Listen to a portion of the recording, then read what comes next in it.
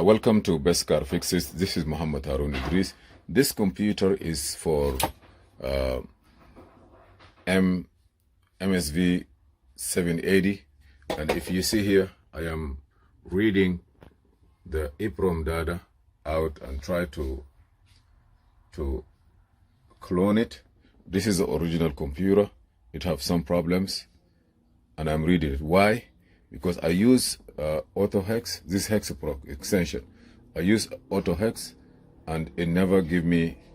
I was able to read the BCM ISN, but I'm not able to read the CAS2 ISN or to write it. It never give me that. So if you have a DOS computer or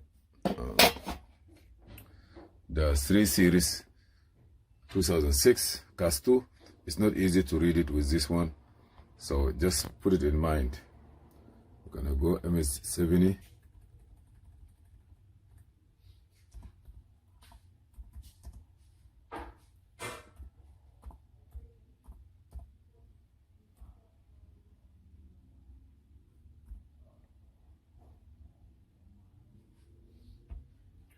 Okay, I have this one here.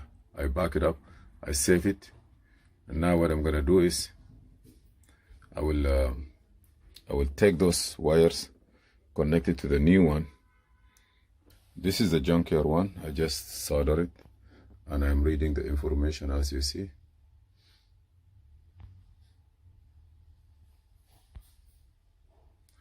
This is to save it from the junkyard one, and then after that, after I save it, then I will restore it, writing down the original one. Hey. Okay, now I'm gonna save this.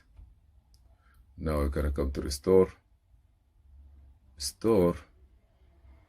Get me. This is this one. MSV70 original. Open this, and we'll start writing. So I'm gonna have two identical computers. Any one of them will start the car, whether this or that, and we are good to go. Just have to be patient. Now he's writing down the FX. That one maybe, EX maybe is a small one.